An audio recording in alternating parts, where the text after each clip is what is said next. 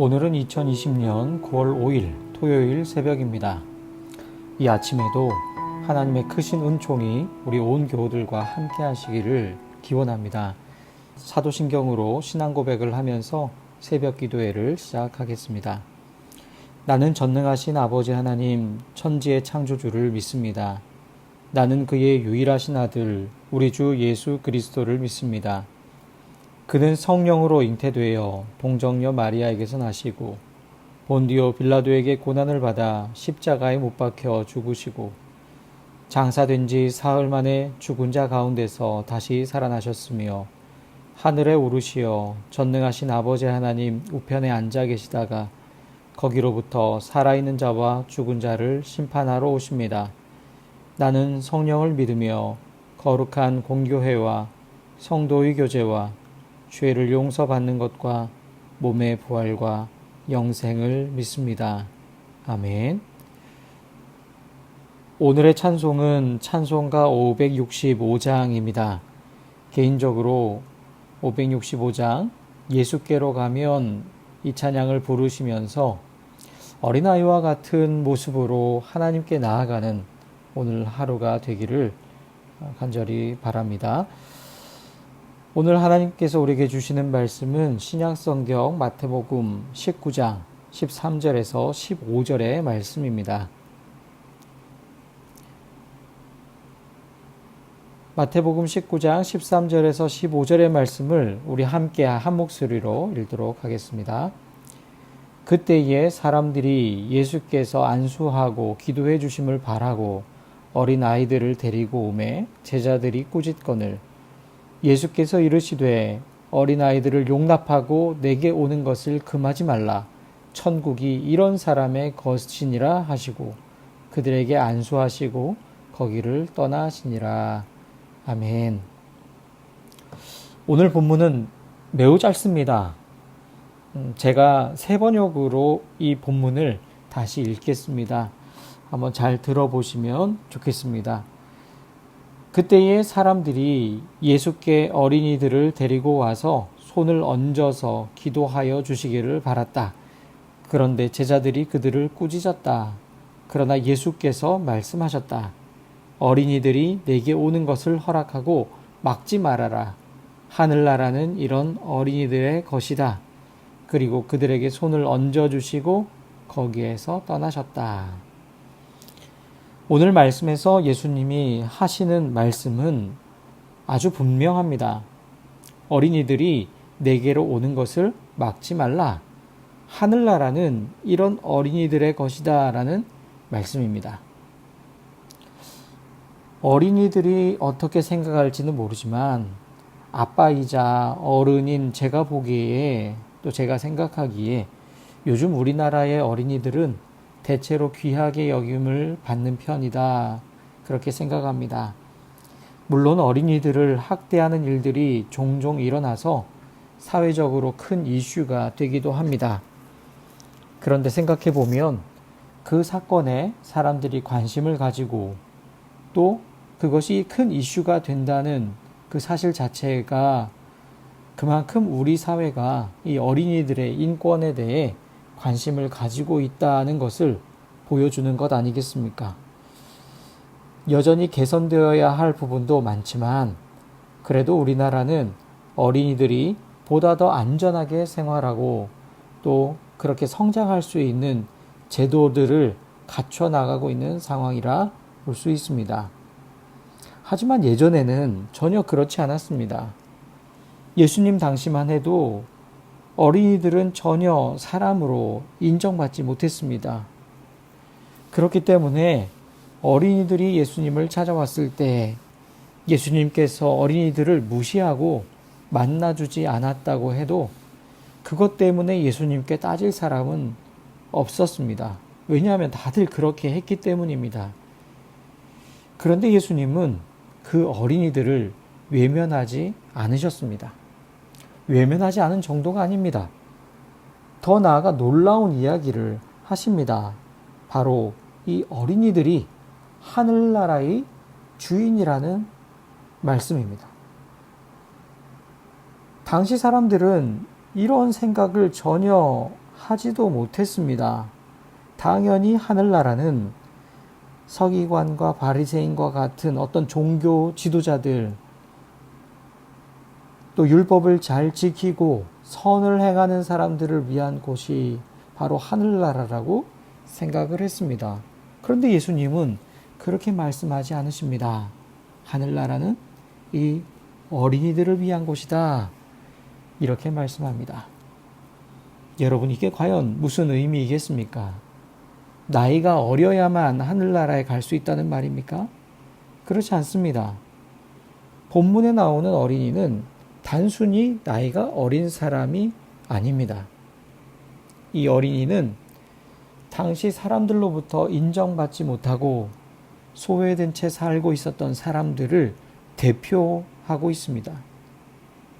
어린이를 품에 안으시고 그들에게 손을 얹으시며 하늘나라가 이 어린이들의 것이라고 말씀하시는 이 예수님을 보면 예수님이 누구에게 관심을 가지고 있는지를 분명히 알 수 있습니다. 우리가 지금 계속 새벽을 통해 마태복음의 말씀을 살펴보고 있지만 예수님이 만나시고 대화하시고 또 관심을 가지시며 예수님이 함께한 사람들이 누구입니까?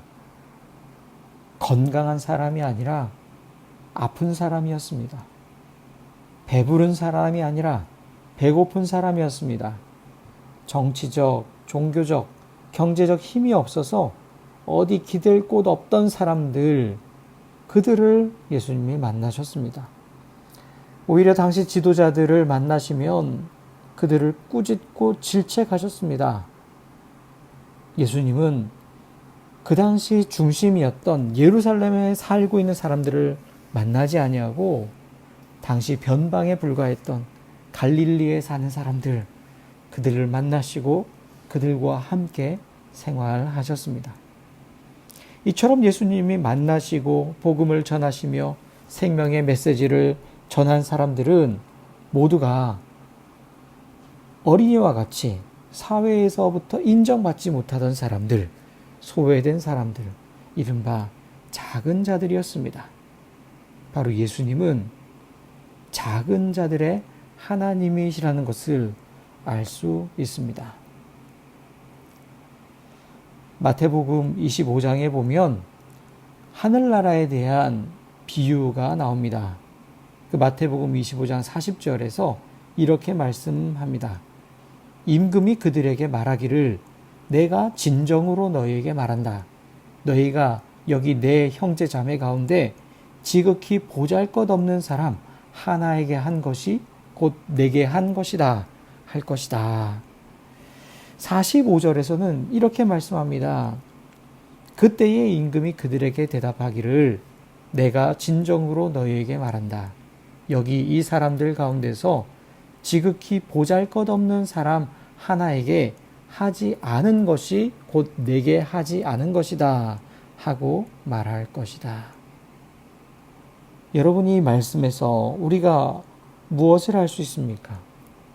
예수님은 지극히 보잘것없는 사람, 지극히 작은 사람을 바로 자신과 같다고 생각하십니다. 그 보잘것없는 사람과 자신을 동일시합니다. 그들에게 한 것은 곧 나에게 한 것이요. 그들에게 하지 않은 것은 바로 나에게 하지 않은 것이라고 말씀하십니다. 우리가 예수님을 만나고 예수님을 섬길 수 있는 방법이 있습니다. 그것은 바로 사람들로부터 소외된 사람, 외면당하는 사람, 사람들이 찾지 않고 돌보지 않는 사람을 찾아가는 것입니다. 그들을 만나고 그들의 이야기를 듣고 그들의 필요를 채워주는 것이 바로 예수님을 만나는 것과 같습니다. 그들을 섬기는 것이 곧 예수님을 섬기는 것입니다. 그런데 이렇게 말씀을 제가 준비하면서 이렇게 말씀을 전하고 있지만 그러면서 먼저 제 자신을 돌아보게 됩니다. 이 말씀에 비추어 보니 한마디로 부끄러웠습니다. 이것이 하나님의 말씀입니다. 예수님을 만나는 것은 이렇게 소외된 사람들을 만나는 것입니다. 라고 말을 하고 있지만 정작 제 자신이 그런 삶을 살고 있지 못하기 때문입니다. 어쩌면 오늘 본문에 나오는 제자들의 모습이 바로 제 모습입니다. 여러분, 제자들의 모습이 어떠합니까? 그들은 예수님께 이 어린이들이 가까이 올 때 그 어린이들이 가까이 오는 것을 가로막았습니다. 그런데 제자들만 그렇게 한 것일까요? 사실은 그 당시 대부분의 사람들이 그렇게 행동했습니다. 당시 많은 사람들이, 아니 전형적으로 어른들은 다 어린이들 가까이 하는 것을 꺼려 했습니다. 그렇다면 그것이 무슨 특별히 잘못된 것은 아니지 않은가라고 생각할 수도 있겠습니다. 하지만 여러분 생각해 보십시오. 많은 사람들이 살아가는 모습 그대로 우리도 똑같이 살아가도 되는 것이겠습니까?